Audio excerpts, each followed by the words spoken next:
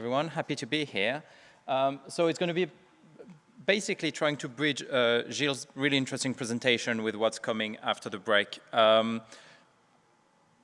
Here we are. I usually have that slide at the start. I probably don't need to convince you, but just a disclaimer at the start. So my background is in computational biology and machine learning. So anything I point out saying it has a big carbon footprint, I probably do it all the time. So I'm not pointing fingers at all. Being in this room, I don't think I need to convince you of the benefit of high performance computing. What gets quite interesting is that in many ways it helps to fight climate change. So I'm not going to go through examples, but you can optimize energy grids. And actually we had some sessions yesterday dedicated to the topic, and I think there may be another one today. This report by the Royal Society in the UK is quite interesting. It lists a lot of applications if you're interested in that. And the problem obviously with AI is this complicated relationship, and we keep looping back on that in the different talks, and that probably means it's quite important, but it's really hard to decide what are the good sides of AI when it comes to climate change and what are the bad sides of it, because it's very much intertwined. Now, focusing on science, for example, all this, there are lots of estimates of the carbon footprint of scientists. They're usually not very pretty. They go from 4 tons on the best case scenario all the way up to 40 tons per year. And you had the quiz at the start. 2 tons is the IPCC target if we want to keep global warming under 1.5. So that's not great. I don't know if we have anyone doing biology here, but EMBL is the European Molecular Biology Lab, and they do really good work in assessing their carbon footprint. It's a multi-site institute, so they're all across Europe, so it's quite interesting. It's not only compute, it involves a lot of wet lab as well, and they found that for every publication that came out of the institute, it was around 65 tons of CO2, and that was around 30 tons of CO2 per full-time equivalent staff. So quite big numbers and probably a good reason to think about it. Now, being in this room and being mostly computational people, we can say, well, that's all the wet lab people, we're not quite as bad. And there's this number, you may have seen it before, it kind of keeps doing the rounds, is the annual carbon footprint of data centers, about 100 megaton of CO2. That's about the same as the American commercial aviations, and they do love their planes. Okay, now at that point you can say, well, yeah, that's okay, but data centers, a lot of the data centers, it's not science, it's other stuff. So let's focus on science. XSEED is I don't know if anyone's familiar, is a network of institutions in the UK. It's a bunch of universities putting their data centers in common, so when Florida is going to sleep, then California can start working on the data center. It's actually now concluded, it's been replaced by something else, but what's really interesting is they put out usage statistics. And they found that in 2020, there was 9 billion compute hours used on the cluster, about 24 million compute hours every day. Interestingly, if you look at the pie chart, quite well spread out across all fields of science. I assume AI is kind of sprinkled around on everything. But just, even knowing how much compute gets used in science, it's still quite staggering numbers. Clément will talk a bit more about that, so I'm not going to spend a lot of time. But there was this a paper that came out looking, and you had the number in the quiz in the answer, so just showing the carbon footprint of different models, and just to justify that we are well into the kind of tons of CO2 realm for individual projects now. It's not only the annual footprint. Because I do biology, let's throw in some biology. You may have seen AlphaFold. A few years ago, it was DeepMind's model for protein folding. And training the model once, very rough back-of-the-envelope calculations, we're around 4 tons of CO2 to train the model once, and that doesn't include research and development and everything. Of course, because it's Google, Facebook wanted to fight back, and they created their own model. They call it ESM Fold. And they said, look, our model is better, faster, bigger, and they used it to make predictions on 600 million other protein sequences, and that's another 100 tons of CO2 just for this project. I'm not at all saying it's not worth it. That's a completely different discussion, but it's just orders of magnitude we need to be mindful of.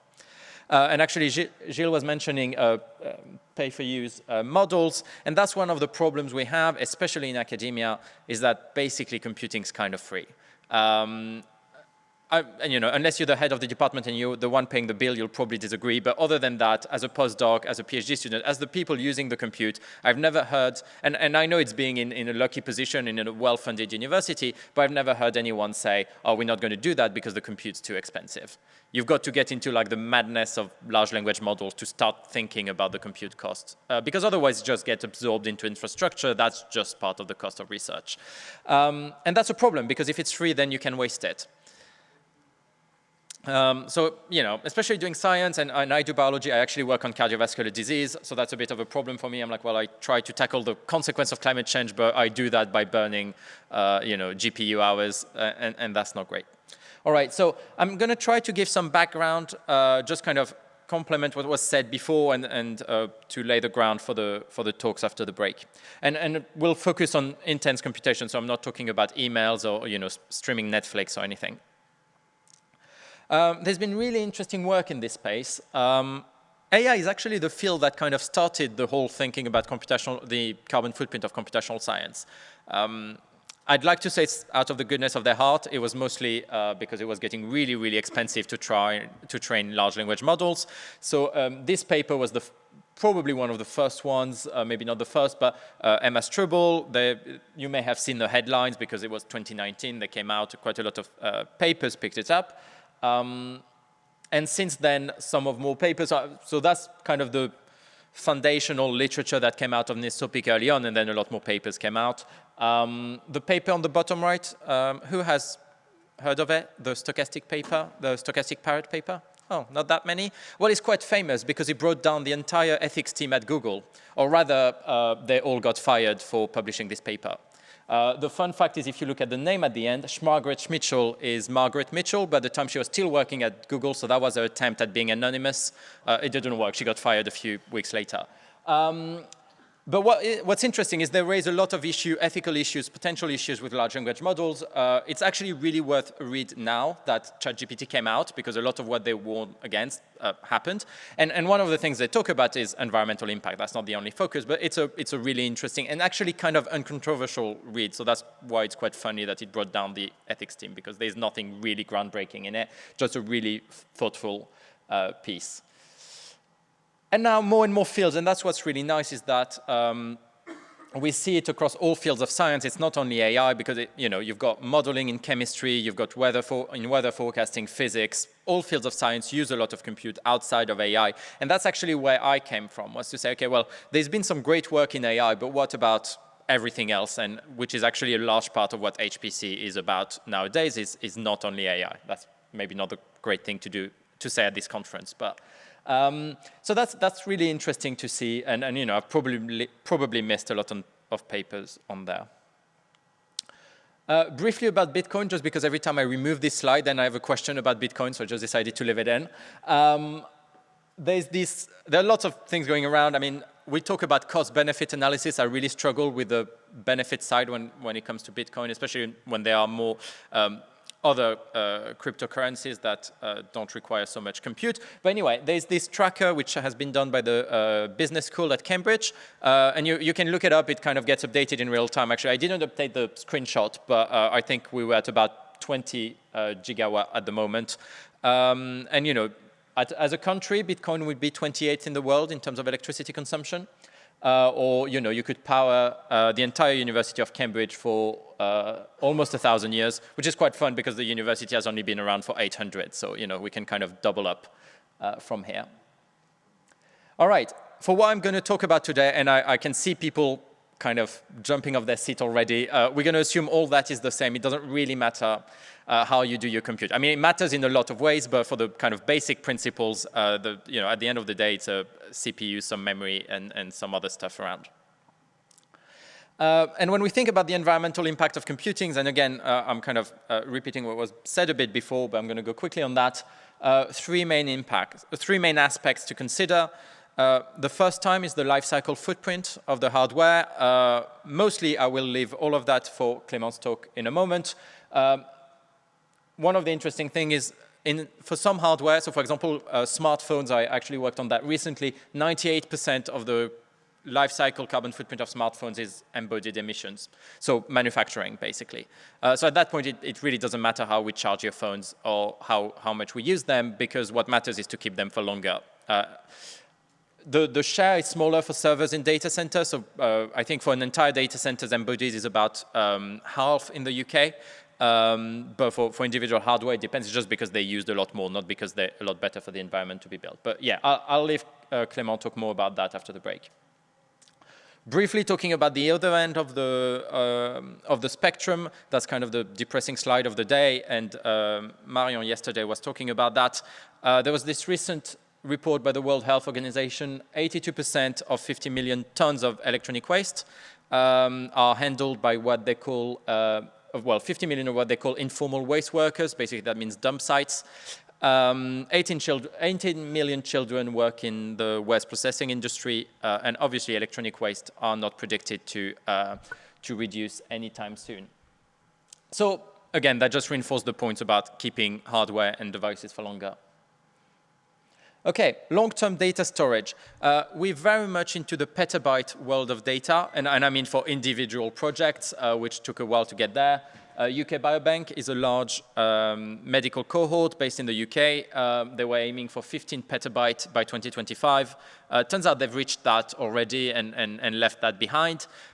In introduction, you may have caught a glimpse. I had this picture of the first picture of the black hole, 5 petabytes of data for this one. So that becomes a real concern. Now, if we look at the energy bill of an average data center, and that you know, the proportions are different for optimized one, but on average, only half the power gets delivered to servers, 10% for storage, and the rest is for overheads, which is mostly cooling. So 10% of a big number is still a big number. It depends on a lot of, obviously, the hardware, where you are in the world and everything, but the kind of rough order of magnitude, if you want to just remember an order of magnitude, is around 10 kilograms of CO2 equivalent to store 1 terabyte of data for a year. That's the rough order of magnitude. Again, it depends on a lot of parameters. And that touches to the idea of actually deleting data sometimes. I know we're all very careful about having backups of backups of backups, but actually one part that's usually missing of the data management plans is when do we delete some of the data. And so we end up with all this mass of dark data that no one really knows what it is, but no one wants to delete because it's not your project. And that's maybe a good motivation to do so. Now, something that doesn't really fit in any of the boxes, but quite important, so just flashing it here, water consumptions from data centers. I'm not going to talk in great details about that, but just this number that I found quite mind-blowing. Medium-sized data center uses as much water as 3 average-sized hospitals.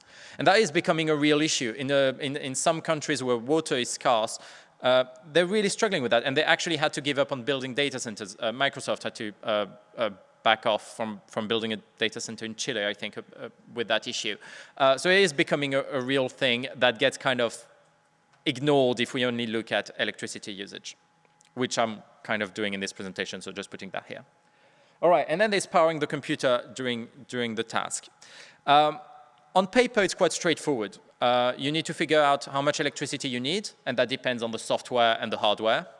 And then you figure out what is the carbon footprint of producing that electricity, and that mostly depends on where you are in the world, because most data centers are connected to the local power grid. Now, to figure out the energy used, as Gilles was describing, you can be, if you are in the data center and you can look at what's been going on and track what everything was going on, you can have quite accurate numbers, and that gives like the really great numbers we saw. I was coming from the other side, being an applied scientist and not being allowed to touch anything in the data center. I was like, okay, how can we provide data scientists with a way if they don't have what EPFL has, which has a completely dedicated team that can actually spend time to do that, but most institutions can't. And so how can we estimate it? And I mean, nothing groundbreaking, but actually it's not that hard to have a rough estimate because a lot of the components you can kind of ignore. So it depends on running time, so far not a big surprise, and then the main 2 components are processing cores and memory. And memory is kind of a controversial one because in the initial work that was done for AI, they kind of ignored memory because it was all about the GPU. So it was only looking about GPU powers. I come from biology, I do genetics. Sometimes I only use one core because I can't parallelize anything except I need to load the entire human genome in memory. So I have something like 300 gigabytes of memory. At that point, memory is actually the main driver of power consumption as opposed to processing cores. So that's why both are quite important. And then efficiency of the data center, and we heard a bit about that, is very straightforward. It's the ratio, well, it's not straightforward to calculate, but in the theory it's quite straightforward. It's the ratio between the power delivered to the facility versus the power used by the facility. The closer to 1, the better. It has to be greater than 1 by definition. We heard about something close to 1.1 before. That's close to the best we can get. And sadly, it means that's the best we can ever get because, you know, there's from 1.1 to 1, there's only so much we can gain. So it's not like we'll be able to have infinite gains in data center efficiencies. World average reported is about 1.6, so that's the numbers I said before, so quite a lot higher. But the best data centers can do better than that. All right, so that's a very brief overview, and we have Q&A at the end and after that, so very happy to discuss it more if needed. Here, the other part is carbon intensity, which is the carbon footprint of producing electricity. And that's a tricky bit. It varies greatly between countries, and that's actually sometimes the biggest difference that comes. Is, for example, doing exactly the same thing with exactly the same hardware in Australia instead of Norway will multiply the carbon footprint by 17. Just because the electricity is mostly coal-based in Australia, despite being at the forefront of climate change, don't ask questions, to Norway, which relies a lot on renewable energies. If you're interested in that and want to look at more real-time values, electricity map is a really interesting one. So, for example, I took a screenshot yesterday from Switzerland, which is great, but maybe not so. Maybe you can't see, but we're going up to like 80, 90 grams, which is good, but actually not the best in the world, as you may expect from Switzerland sometimes. But you can see it's still on the green side, so it's quite small. But it's really interesting. It's in real time. You can see where the electricity is coming from. You can see where it's being imported from if you zoom in. So it's a brilliant website. All right, at that point, I put that slide because sometimes I've got like big pushbacks saying, oh, well, we can't do anything anymore. So I'm not saying at all, or, you know, let's not do science anymore. I'm not even saying let's not do AI anymore. There are actually a lot of ways where better scientific practices can actually go hand in hand with better performance and more sustainability. Sometimes there will be trade-offs, but it's not always the case. And that's what motivated us. So zooming out a bit from the technique, and we thought, okay, well, starting to have some tools. Could we have some guiding principles from the field? The idea was a bit inspired by the FAIR principles for open data. I was like, okay, can we lay out the groundwork for environmentally sustainable computational science? On purpose, it's not only saying AI, because you know, it's much broader than that. So we thought, well, instead of just doing it by ourselves, let's try to engage with a wide range of stakeholders. Being in Switzerland, it looks like we only talk to UK people, which is true, but that's where we're based, so that's the people we know. But the idea was in terms of range of stakeholders in terms of background. So HDR UK is a national research institute that links a lot of university and health data research. UKR is the UK national funding body, so I'm not sure what would be the Swiss equivalent for that.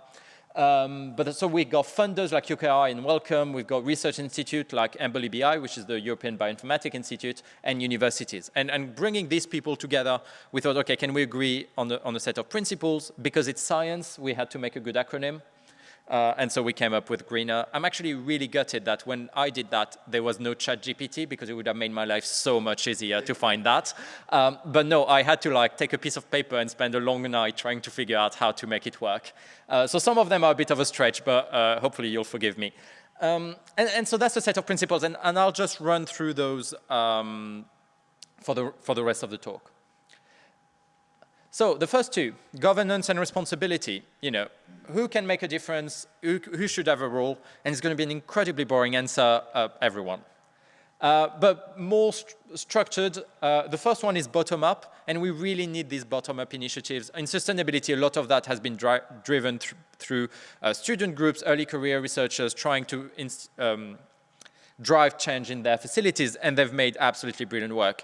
And we need those to keep going. The problem with that is at some point you start to hit a ceiling, and there's only so much structural change you can make if you don't have top-down buy-in. And that's where we need things like, obviously, HPC teams who are crucial, but also head of departments, head of labs, and funding bodies and governments, because all that is needed if we want to really motivate change. And I've put industry at the bottom because we do need to engage with industry just because, well, a lot of the research compute happens, for example, on the cloud, and a lot of the compute actually is done by companies for business needs, where the same logic applies. We can't just stay in the kind of research cocoon to think about that. So I'm not going to drive across all of them, but just a few. Research institutions obviously have a crucial role. They can have these centralized, efficient data centers. They can make sure that not everyone is running a GPU on the back of their cupboard across the university. And I just take the example of Emboli BI. So, well, here you have the Swiss Bioinformatics Institute, which is based at UNIL, just down the road. But EBI is kind of the European equivalent of SIB. And they generate a lot of resources. And these have been absolutely brilliant. So I talked about AlphaFold earlier. One of the main things that made AlphaFold the success for science than it is today is that Google and DeepMind decided to team up with EBI to make available all the predicted structures. And then all of a sudden, instead of every scientist downloading AlphaFold, running the model themselves to make their own little predictions, it got stored, quality checked by EBI teams. It is on the EBI datasets that bioinformaticians are well trained to pull from. And there's over 200 million predicted structures. And just in the first year of activity, they had over 700 million API requests for that. So a great way of actually better scientific practice because it's better data, but also much better for the environment because it saves people from rerunning the models. And more generally, these institutes can support a shift towards more positive, inclusive, but also green research cultures, and that it's not all about how many GPU can you burn in a year for AI, but also thinking about other sides of research. Speaking of which, one of the things we've been working on is some kind of certification. So we're still trying to put it together in its final form. But some of you may be familiar with things like LEAF for wet lab research. I don't know if anyone does that. It's a sustainability framework where you can get a bronze, silver, or gold accredited for your wet lab, if you reduce single-use plastic, and there's a lot of things you need to do for that. And there's been a real need for the same thing for dry labs. So by dry lab, I just mean computational labs in general, or computational research groups.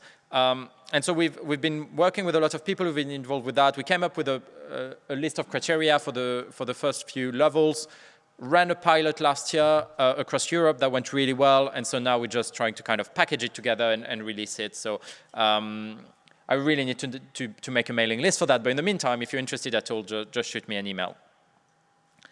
Funders.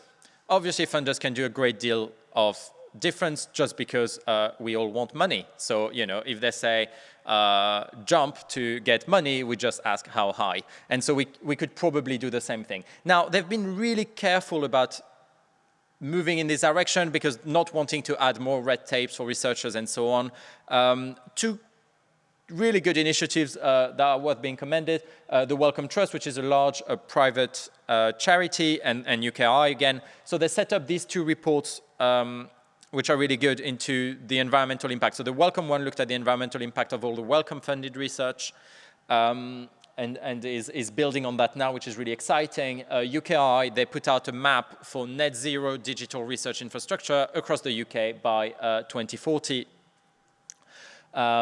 Again, really interesting work. They advertise things like green research software engineers, and if you're interested in that, really worth a look. And actually, I don't know if the same thing exists for Switzerland, but would be really interested to know if you do.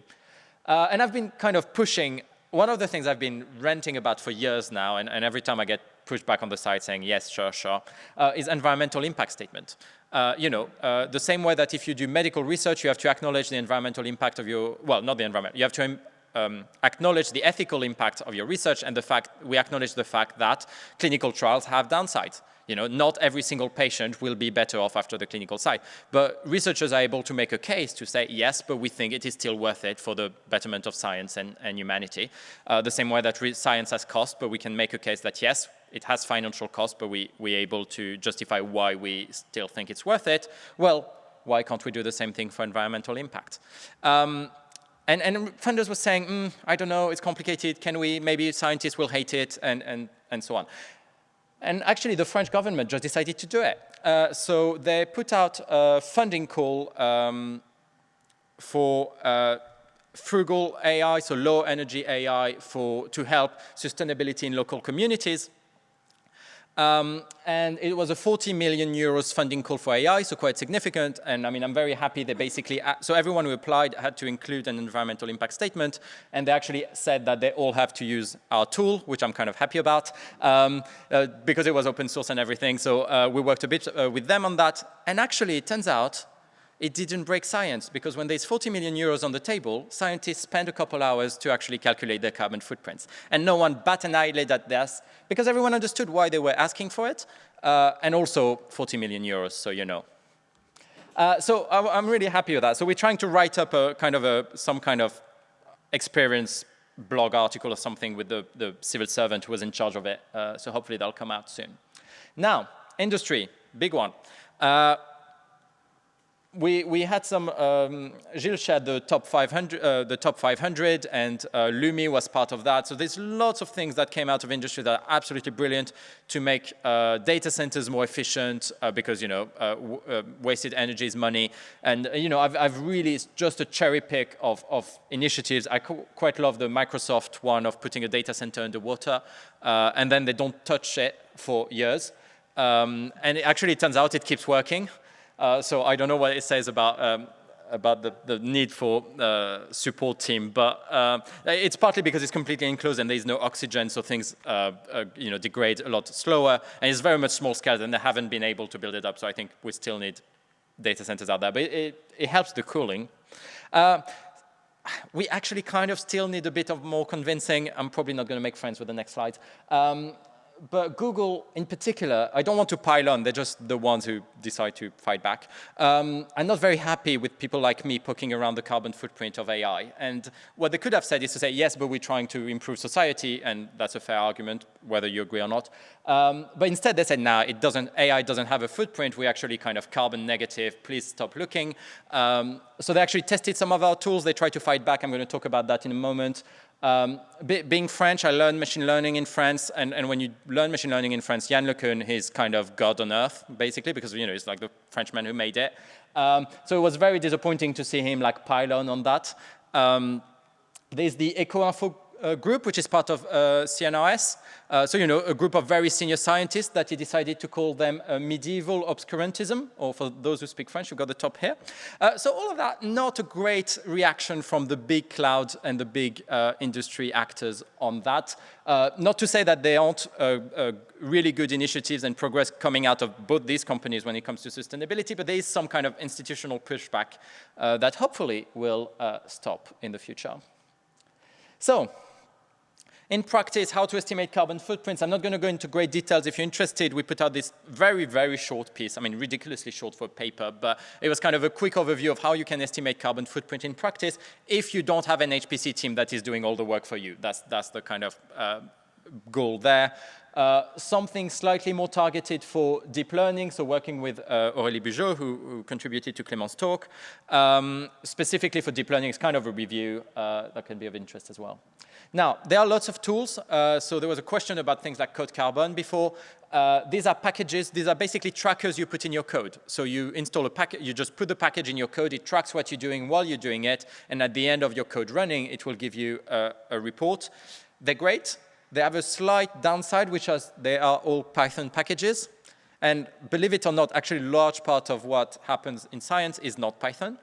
Because, you know, it's physics who love MATLAB for some obscure reason. It's biologists who love R, and so on. And so it's great. They need a lot of access to machine data. But when they work well, and they're great. The reason I started working on that is because, again, I do biology, so I have a lot of people around me who do R. And so we decided, let's make a tool that everyone can use without installing anything, because we all hate to install packages, because then we get dependencies and then things crash and it's a nightmare. And so we make this calculator, which is really the first tool we released. It's quite straightforward. You can check it out. I say that and then it's going to crash, but I'm going to say it anyway. You say, I'm using hardware for that long. You know, that's the number of CPU hours or CPU and GPU. This is the hardware I'm using. This is the memory I have. This is why I'm in the world. If you know more about things like usage factors or the PUE of your data center, then you can use it. And it gives you a carbon footprint. And it's a reasonable estimate, actually. So it's all on GitHub. It's all open source, which is partly of what made it work. Now, a calculator like that is great. Another tool which is interesting and quite complementary, I think, of what Gilles was mentioning before was our calculator is great.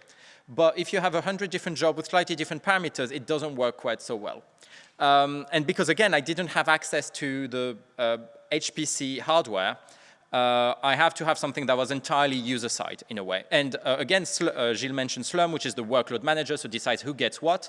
And because it does that, it tracks what everyone does. And I was like, well, I can pull my logs, and from my logs, I can apply the same formula to have a rough estimate of my carbon footprint. And it was either that or writing my PhD thesis, so I did that.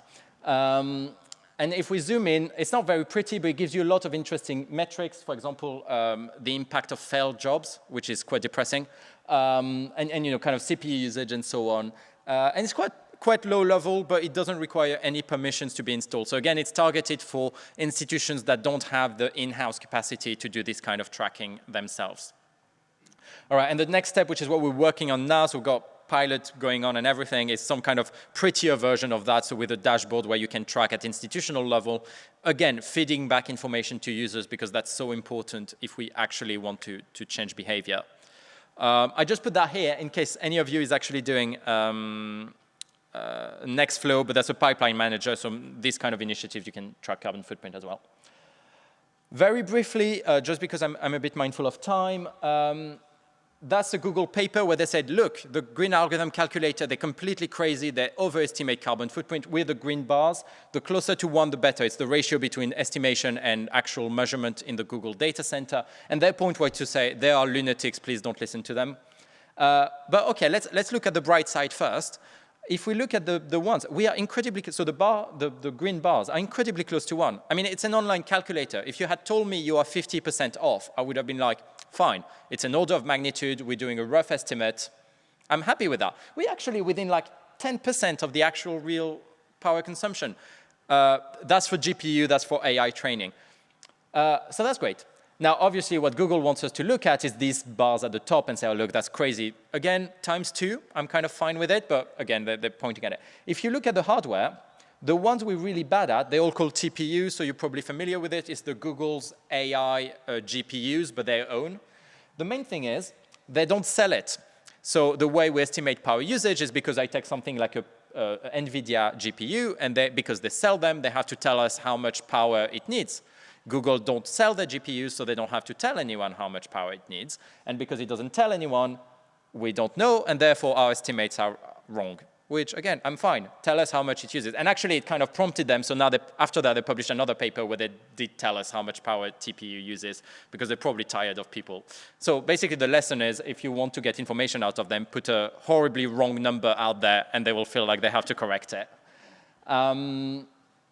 Slightly more serious, slightly more academic, this study that looked into the reliability. So GA is the green algorithm, the other calculators. The first thing, and the bit I'm happy with, and why does it not work? Here we are, is this one. I'll take pride in the fact that we are the most accurate one on this particular benchmark that is probably not representative at all, but I'll take it anyway. So that's the bottom one is GPUs, and actually, estimating from a user point of view works surprisingly well. You know, you want the blue bar to be really close to the green bar, and it is. Now, let's look at the top one, because I'm not going to hide that. That's CPU. CPUs are a lot harder because they're a lot less reliable. A GPU, mostly, you load, especially for AI, you know, it's kind of 100% usage all the time. It's quite stable usage. CPUs, they're a bit crazy. They keep doing different stuff, and that makes it harder to estimate, and that's one of the things to work on. All right, transparency, why is it important? Well, I probably don't need to explain. One of the things we started to do is to acknowledge the carbon footprint of our work in our papers and the analysis, and it's been great to see more and more people doing it. NeurIPS, the main AI conference, I'm sure you all know, 2021, they say, we encourage you to do it, track your carbon footprint, put it in your papers, but then they decided it was too much work, and they stopped doing it. That was here, which is a bit disappointing. Now, I don't want to stay between you and lunch, not lunch, coffee break. But anyway, reducing impact. Oh, I need to point it here. We put out, it's kind of old, it's nothing groundbreaking, but it's like a quick overview of simple things we can do to reduce the carbon footprint of computing. I'm just going to stop on this cost-benefit analysis. I quite like the way the Royal Society put it, when they say that new technologies need to be energy proportionate. Which I think is a good way to put it. We're not making any claim about what science is worth doing. We just need to say that we should be able to make a reasonable claim that what we're doing is worth the carbon emissions, the same way we do for money, and we wouldn't spend millions for something we don't think is worth it. And when it comes to cost benefits, it's actually a little bit harder because the cost and the benefits is not for the same people. The people benefiting from the latest version of Amazon Alexa smart speaker are probably not the people at the forefront of climate change. And that just makes, I don't have an answer for that, but we'll have more debate about ethics, so I'll leave it to the pros. But basically, it's hard, and I'll leave it to that.